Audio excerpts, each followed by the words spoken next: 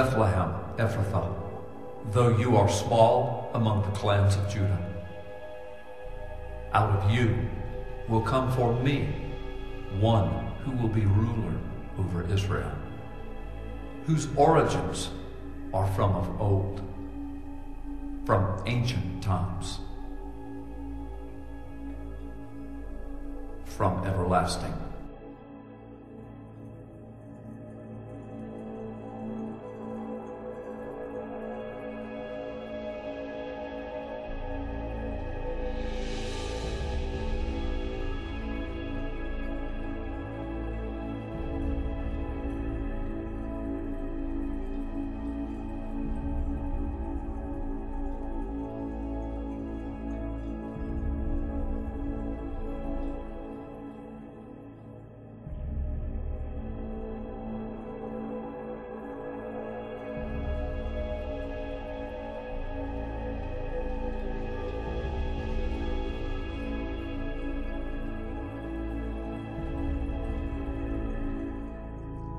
Every year at the time of Christmas, manger scenes are put into place and spectacular Christmas pageants are held.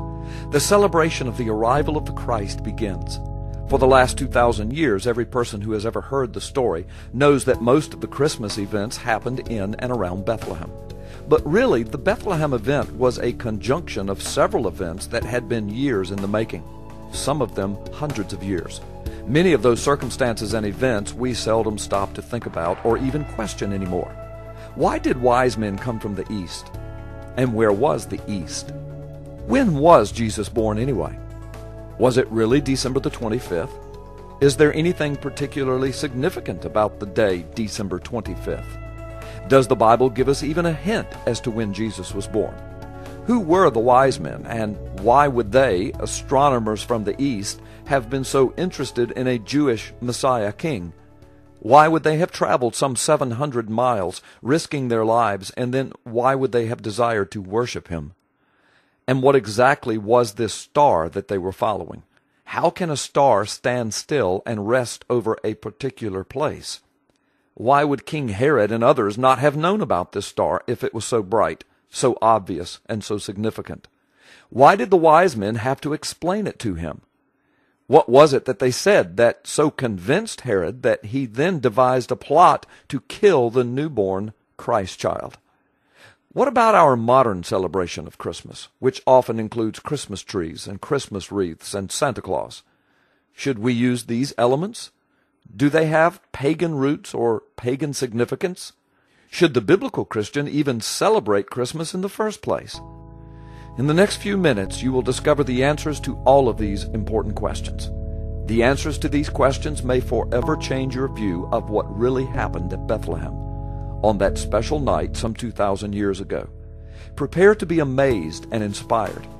Prepare now to have history and the Bible come alive. Prepare for your understanding of Christmas to be deeply enriched and enhanced. Come now and take this journey with us, this journey of historical and biblical truth about Christmas. Even the ancient Jewish theologians knew that the Messiah would come from Bethlehem. We know this because when the wise men traveled to Jerusalem, that is one of the things that they inquired about. They knew that the King of the Jews had been born because the signs in the heavens declared it. They just did not know the exact location of this birth or where the child was at that moment. But they thought, surely someone in Jerusalem will know. And they were right. Herod called together the teachers of the law and the priests, and the consensus among them was that the Messiah was to be born in Bethlehem according to the Scriptures. But when was Jesus born? Was it really on December the 25th?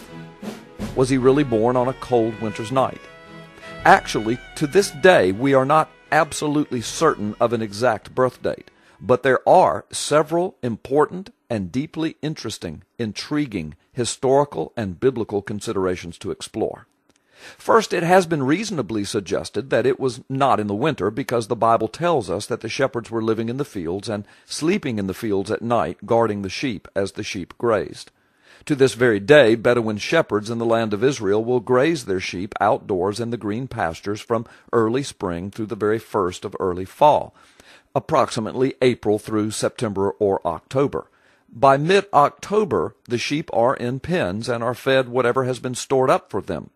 The shepherds would not have, more than likely then, been in the fields with the sheep in December. The second clue from the Scriptures is that Caesar Augustus had just issued a decree that the Roman Empire was to undergo a taxation census. Each head of house was required to return to their place of origin and register for the census. This is what brought Joseph and Mary to Bethlehem. Joseph was of the line of David. This was David's hometown, and thus Joseph's as well. This is what put them in Bethlehem on that evening. It was for this reason that they were there, and it was for this reason that the prophecy could be fulfilled that the Messiah was to be born in Bethlehem.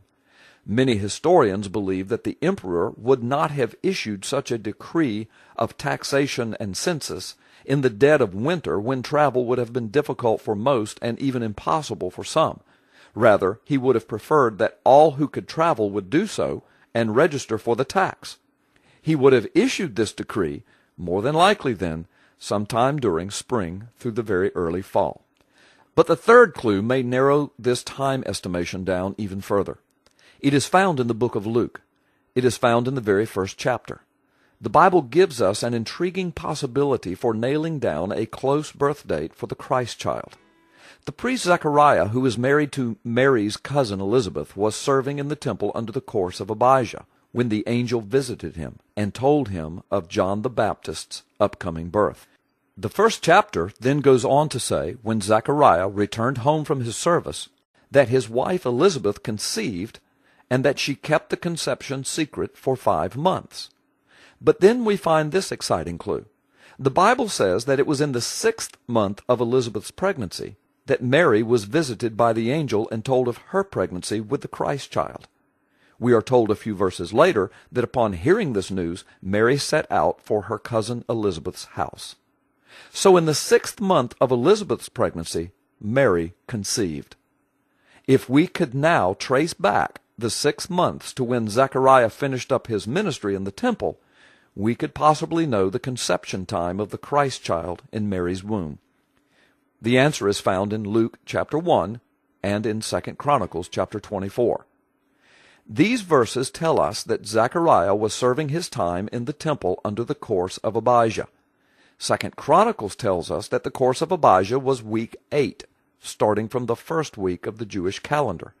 We discover from 1 Chronicles chapter 24, verses 1 through 18, that the priestly duties were divided into 24 courses of 1 week each priest serving twice a year. Plus, all priests would also serve during the weeks of Passover, Pentecost, and Tabernacles, the 3 feasts to which every able Jewish male was required to return to Jerusalem to celebrate. Again, verse 10 of 1 Chronicles 24 tells us that the family of Abijah had the 8th week, or the 8th course of service. This was the course to which Zechariah was committed. We also know that the Jewish religious New Year starts 15 days before Passover each year. That puts the first week falling in about our March or April, depending upon the moon phases from year to year. 8 weeks from this time period would have put Zechariah finishing his course of service sometime in June, perhaps right around the Pentecost celebration. 6 months out from then would be December. So if this was the course that Zechariah was serving, then Mary would have conceived in Elizabeth's 6th month, or late in December, right around the Feast of Dedication, or the Feast of Hanukkah. 9 months later would put the birth of Jesus right around late September or early October. This would be just about the time of the Feast of Tabernacles. Amazingly, the Feast of Tabernacles celebrates God now dwelling with his people. If Jesus was born during this time, this information would also match the biblical facts of the shepherds still in their fields and the Roman census underway in a pleasant and easy travel time of the year. But to make matters more interesting, consider this possibility. What if Zechariah was serving his 2nd course for the year? Since he is course 8 out of 24 total courses, that would put his 2nd course in week 32 of the Jewish year. Depending on exactly when the Passover month New Year started that year, the 2nd course would have Zechariah serving in the temple around our October, or the Feast of Tabernacles. 6 months out from there would have Jesus conceived around late March or early April, around Passover. And 9 months later would have Jesus being born around late December or early January. Interestingly, from the earliest records we have of the first several century church fathers, we find that the very earliest Christians who speculated on a birth date favored a late December and even a December 25th date for marking the birth of the Christ child. For 2,000 years, the Christians in Western Bible lands have celebrated the birth on December the 25th, and the Christians of the Eastern Bible lands celebrate his birth on January the 7th. The Roman Emperor Constantine, who proclaimed that he was a believer in the Christian faith, officially set the date for celebrating the birth of Jesus at December the 25th. He did this in 325 A.D. Apparently, Constantine would have then been influenced by the majority of the early church fathers in setting the December 25th date. Since the earliest records we have indicating that Constantine may have set this date merely to align with pagan winter festivals, the earliest record we have of that possibility is not until the 12th century, when a Syriac Bible commentator, Dionysius Barsalabi, mentioned this possibility in one of his commentaries as a marginal note. His idea of a planned pagan connection to the date was largely rejected by the church for the next 700 years. It would not be until the late 18th or early 19th century when his pagan origins theory would have once again gained prominence among some theologians.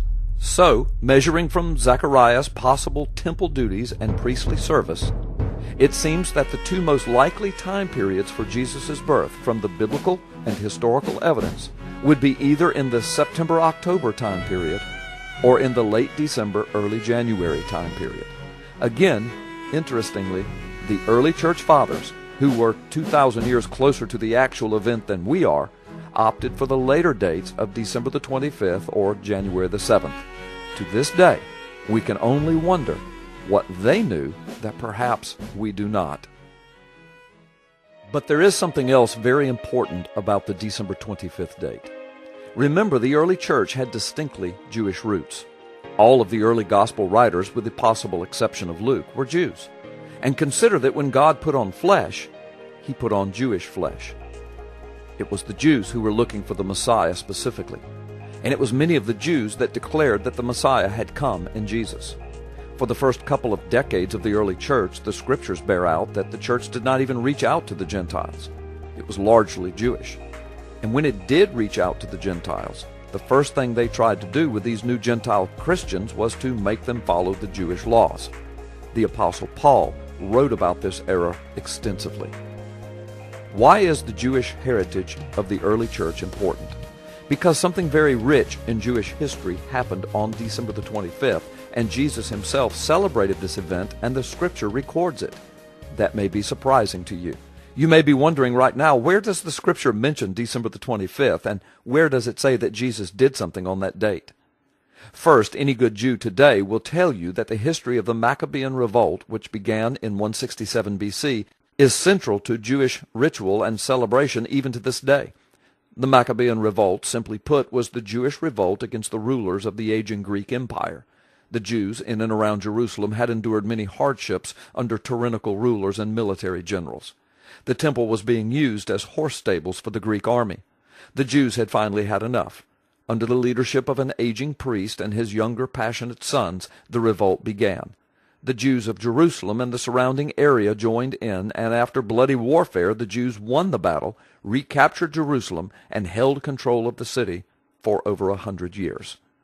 After the Jews won the revolt, the first official act was to cleanse the temple. They set up oil lamps in celebration and commemoration of the great victory.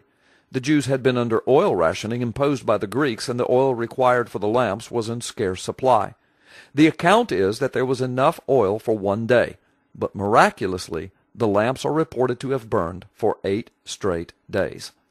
The winning of the war and the subsequent cleansing of the temple, inviting the light of God back into the temple and into their lives, the day the Jews and the temple was finally liberated was the 25th day of Kislev, which corresponds to our calendar month of December in 165 BC. And thus, on December the 25th, 165 BC, was born the Jewish Feast of Dedication, or, as it is said in Hebrew today, the Feast of Hanukkah. What does this have to do with Jesus? The Feast of Dedication, or Hanukkah, is mentioned once by name in the New Testament. It is in the Gospel of John, chapter 10. And it was at Jerusalem the Feast of the Dedication, and it was winter. And Jesus walked in the temple in Solomon's porch. And then came the Jews round about him, and said unto him, How long dost thou make us to doubt? If thou be the Christ, tell us plainly. And then a few verses later. And then the Jews took up stones again to stone him. Jesus answered them, Many good works have I showed you from my Father. For which of those works do ye stone me? The Jews answered him, saying, For a good work we stone thee not, but for blasphemy, because that thou, being a man, makest thyself God. On this day, on or about December the 25th, Jesus went up to the temple, and there he declared that he was God with us. His enemies knew what he had done, and they were ready to stone him for it. Earlier, as recorded in John, Jesus had declared that he was the true light of the world. He was the true light which had come from God. So on December the 25th, Jesus declared that he was the true light of the true temple and that he was God with us. I cannot imagine that the early church, primarily Jewish, would not have known of this event and the significance of this date. This is why John would specifically record the date that Jesus said these things and then make a point of telling us exactly what Jesus said on this day. Amazingly, as discussed earlier, this December the 25th date lines up with a possible birth time for Jesus if Zechariah was in his second course of service in the temple. It is also, you will remember, the most prominent date picked by the early church fathers of the first several centuries A.D. December 25th, therefore, certainly seems like an entirely appropriate day on which to celebrate the coming of the Christ, the true light that has come into the world, God with us. We call them the wise men, or the Magi. The Magi originated as a religious class from Babylon or Persia. They were wealthy, highly educated in the knowledge of their time, and well regarded. The English word magic comes from the word magi.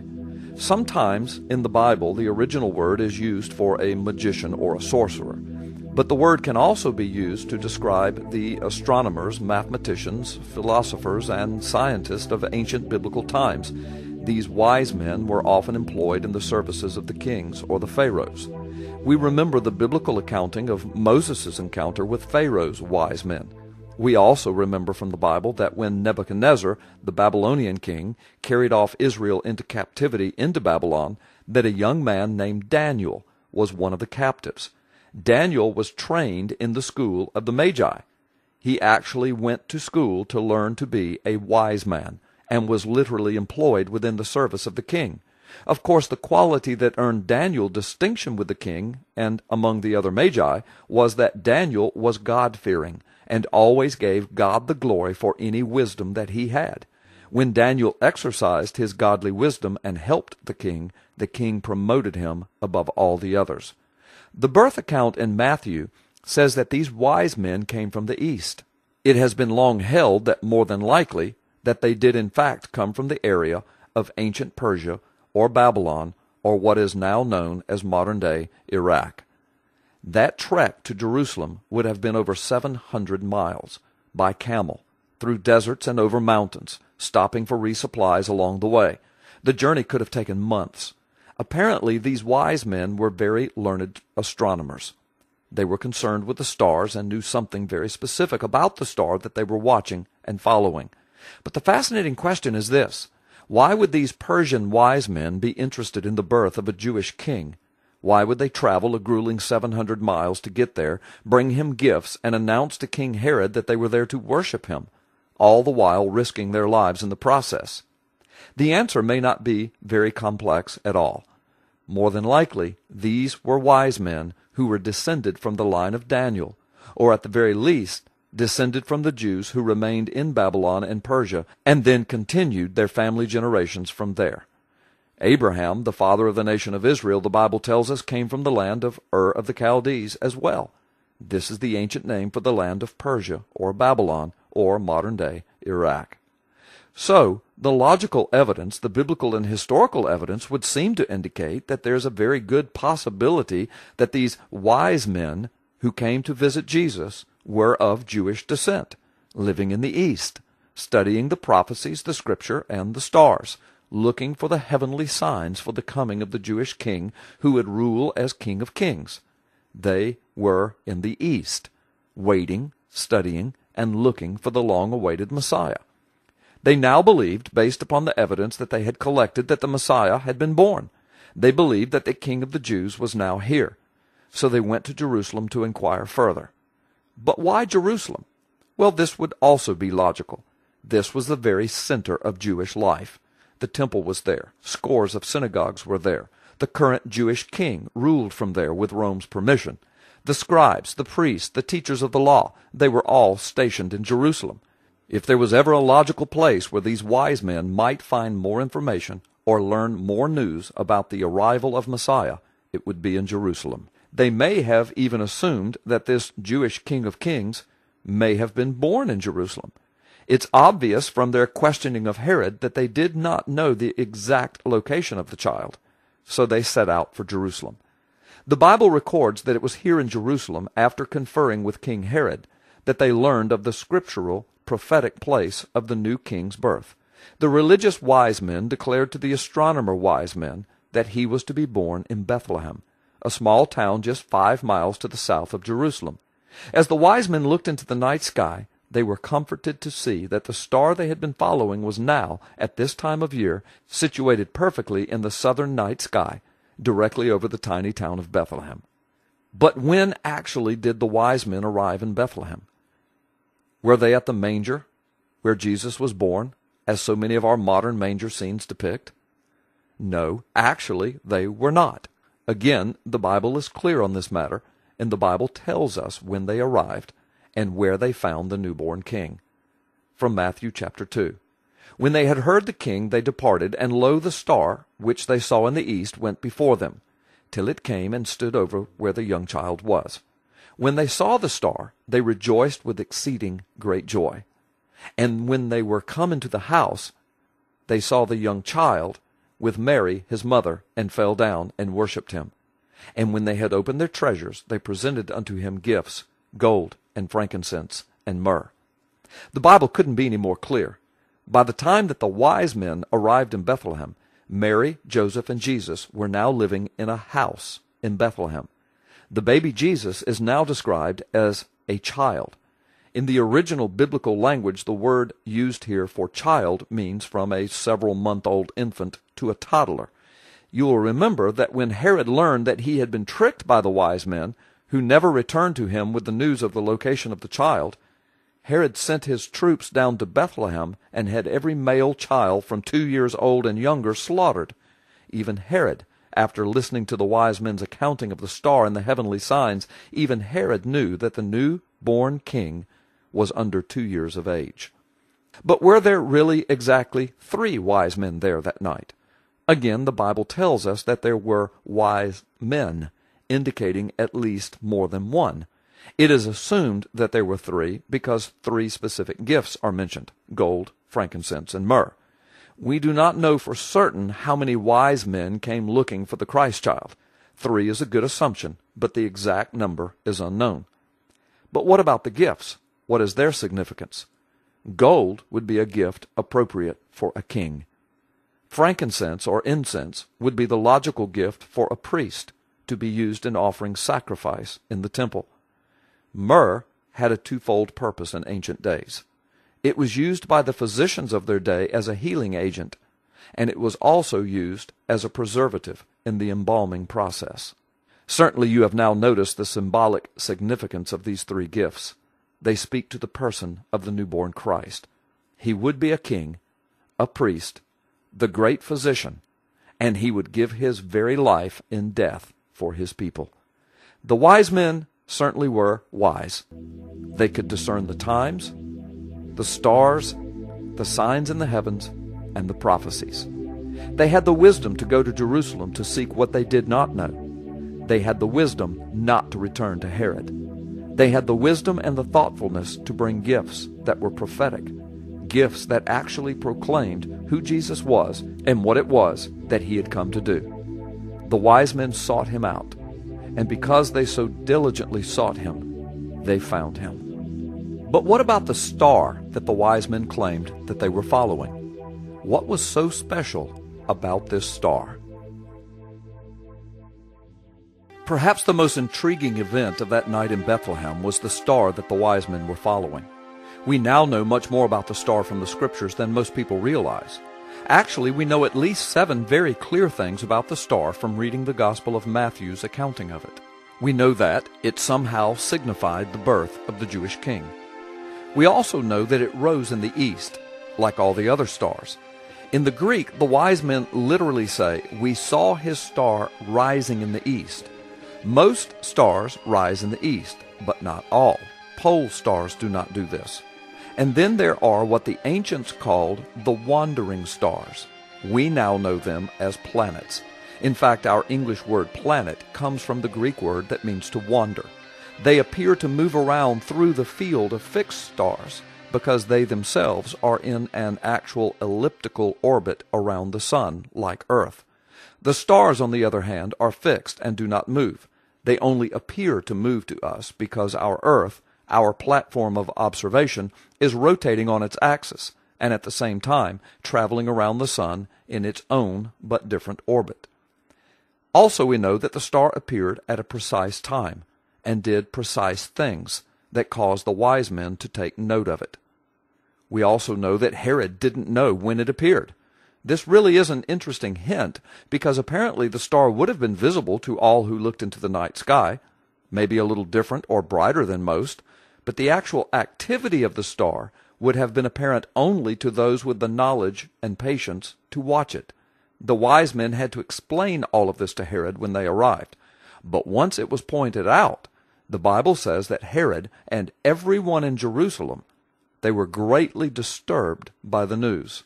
We also know that the star endured over time. The activity of the star lasted for months, as we will see in just a few moments. We also know that it was ahead of the Magi as they went from east to west to Jerusalem, and then as they turned south from Jerusalem to Bethlehem. The Bible also says that the star stopped over Bethlehem. This is perhaps the most puzzling piece of information about the star that we have. Do stars really stop in the sky? One would certainly think not. Johannes Kepler was one of the great mathematical minds of human history. Kepler thought that the planets might travel in elliptical orbits and not in perfect circular orbits as earlier astronomers had postulated. And finally, after years of research, Kepler found the perfect mathematical understanding of the movement of the planets. In 1609, Kepler published the first and second laws of planetary motion, and then 10 years later, the third law. These laws are still used by astronomers, NASA, and the European Space Agency today. These laws do not change.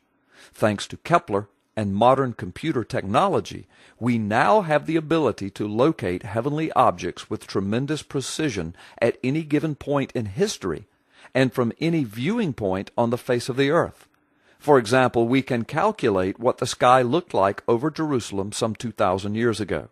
We can also literally see what the sky would have looked like to the wise men viewing from Babylon at the same time. So what was the star that the wise men saw? Did anything interesting happen in the ordinary night skies over the Middle East in the years between, let's say, 4 BC and 3 AD, the years when most scholars agree that Jesus would have been born by our calendar measuring methods? What does our modern astronomy software and the mathematics of Kepler say? Early in 3 BC, according to our modern astronomy software, something amazing happened. Jupiter, known as the king planet, was approaching Regulus, known as the king star. This was the beginning of a kingly encounter in the heavens. After Jupiter and Regulus had their kingly encounter, Jupiter continued on its path through the star field, but then it entered retrograde. This is the optical illusion due to its elliptical course that it was reversing its course. Here is where the surprise began.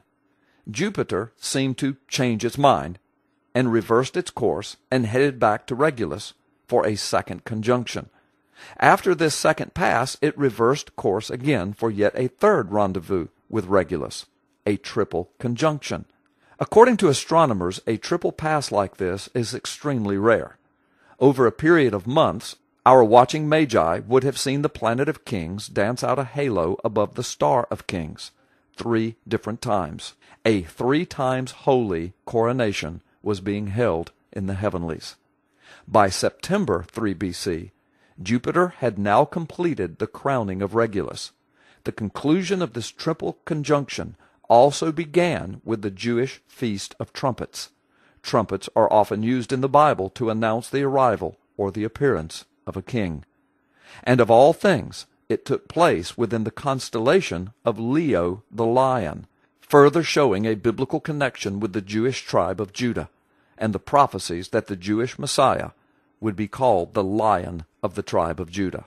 So the heavenly announcement of the coming of the King of Kings began in September, and Jewish descended wise men living and working 700 miles to the east were watching, recording, and preparing to make the journey of a lifetime. By June of 2 BC, 8 or 9 months later, the Magi were astonished to see what we now can see through Kepler's math and computer software. Jupiter, the king planet, appeared to join Venus, the mother planet, like a figure 8. It would have been the brightest star in the sky. No one currently alive would have ever seen this phenomena before. It literally was the brightest star in the sky in their lifetime ever. Herod and others may or may not have noticed this phenomena. They were busy with their lives and not intrigued by looking into the night sky. But the men who made their living by observing such things, the Magi, they would have most certainly noticed the brightest star ever seen in their lifetime.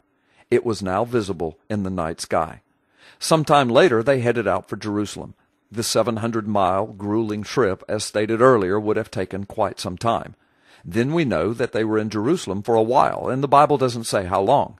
But they were there visiting with Herod and consulting with the religious experts about the Messiah and his place of birth and any other scriptural evidence that they could glean from this religious city's experts.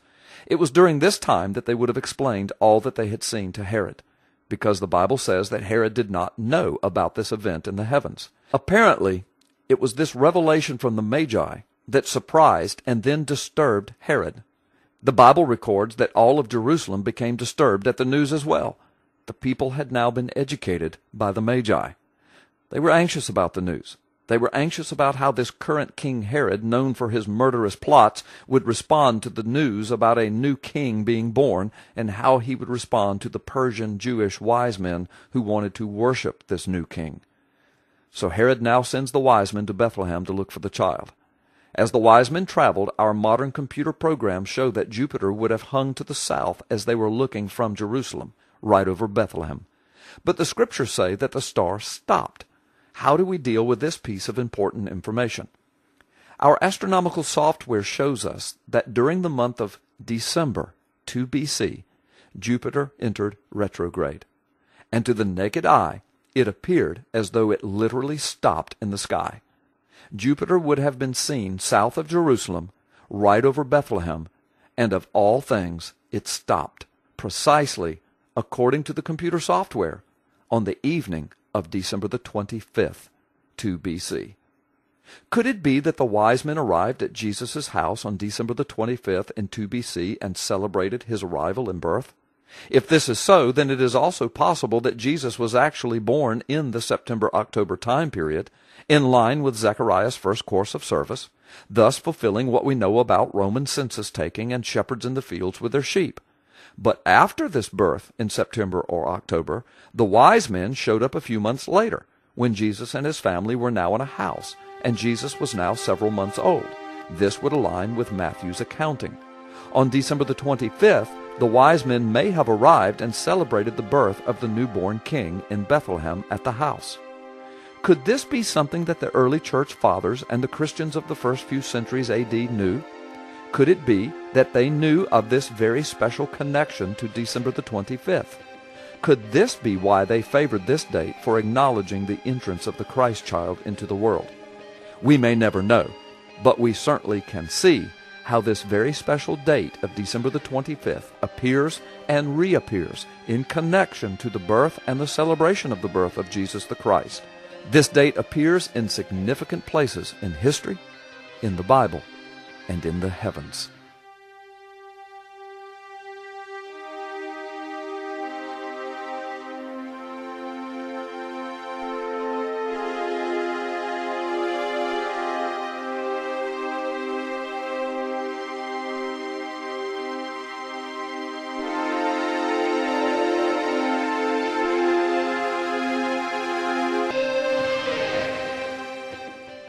But what about the modern common elements of Christmas celebration, like Christmas trees and Christmas wreaths and Santa Claus? Do these elements have pagan roots, or biblical roots, or even Christian tradition roots?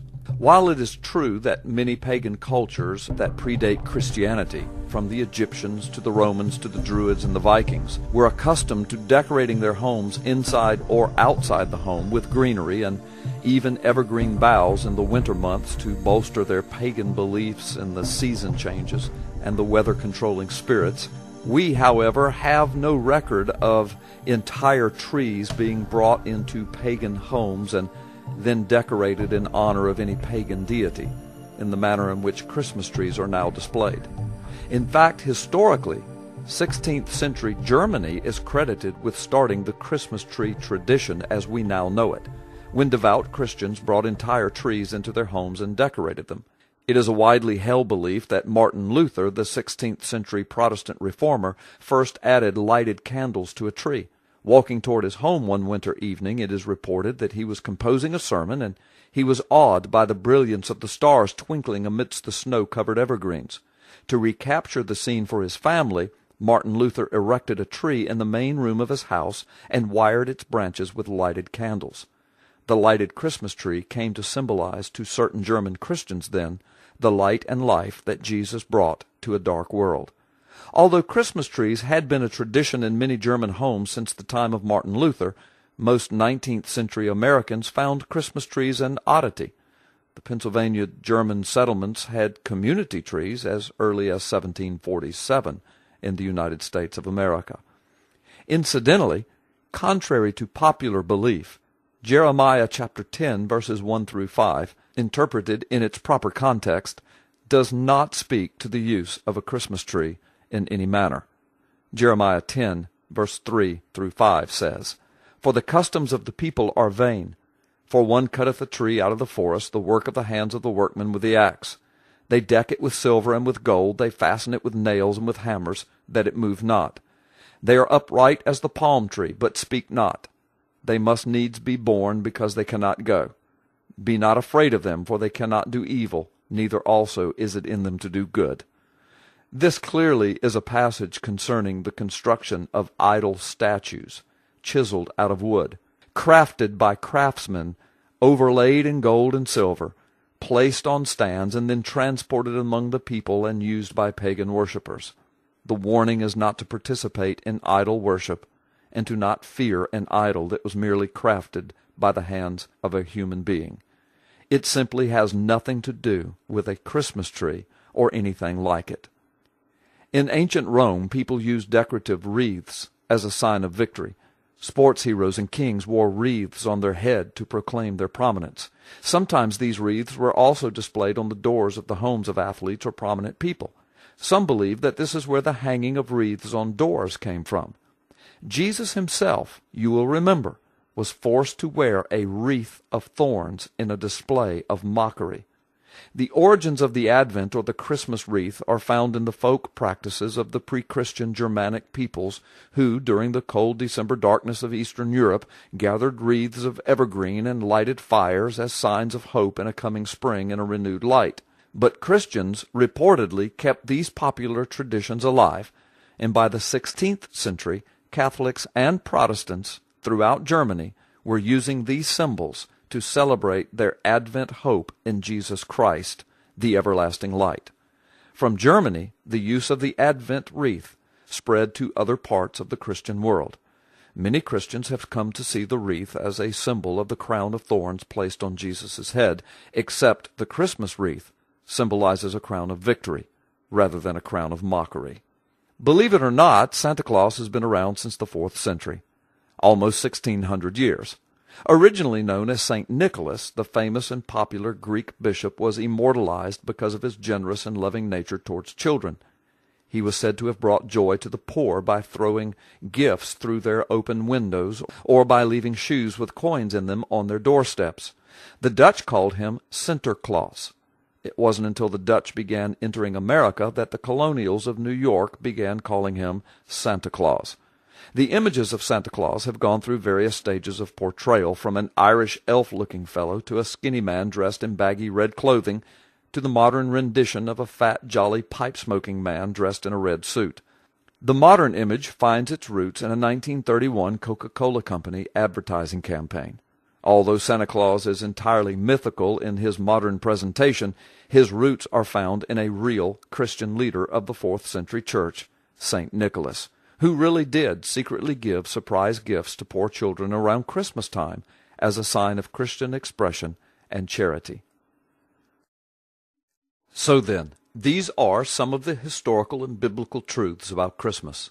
Regardless of when you celebrate it, or how you celebrate it, and what elements you use or exclude, this is a biblical fact.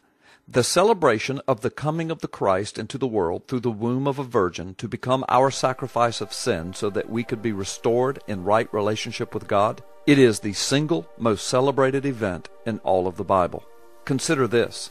In the opening pages of Genesis, we are told that the head of the serpent, Satan, would eventually be crushed under the heel of the seed of a woman. Most theologians understand that this is the very first prophecy concerning the coming of the divine Christ through the human race. As we move through the Old Testament, we read in Micah the name of the town in which the Christ would be born. By the time we get to Isaiah 7, we are told that a virgin would be with child, and his name would be called Emmanuel, meaning God with us. In Isaiah chapter 9, we are again celebrating that unto us a child is born, unto us a son is given, who really is the mighty God, the everlasting Father. We cannot open the first page of the first book of the New Testament without running into this same celebration, quoting, of all things, the Isaiah prophecy in celebration and praise. And after all, isn't this the message of all 4 Gospels? That the promised and prophesied Christ did come? That he was born of a virgin? He did go to a cross? He did rise from the grave?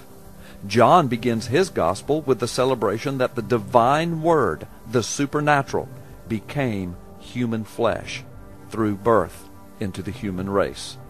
Matthew and Luke each devote the better part of 2 chapters to the birth event, complete with nativity scenes, angels, shepherds, and wise men celebrating. Even the Apostle Paul establishes the birth of Jesus as the central celebratory event of the gospel message. And the writer of Hebrews reminds us that all of heaven was commanded to celebrate Jesus' birth. So, should we celebrate Christmas? We must celebrate Christmas because the Scriptures do, because the Scriptures indirectly command us to. It is a big part of what it means to be a Christian, a bearer of truth concerning the Christ event. And that event began with his birth. So let me say again, regardless of when you celebrate it, or how you celebrate it, and what elements you use or exclude, this is a biblical fact. The celebration of the coming of the Christ into the world through the womb of a virgin to become our sacrifice of sin so that we could be restored in right relationship with God is the single most celebrated event in all of the Bible. I also know this. During the Christmas season, the Christian church has the entire world's attention like at no other time of year. And so we encourage Christians all over the world to sing into the darkness, to celebrate with worship and praise, and to take the message to the world. Joy to the world. The Lord has come. Let earth receive her King.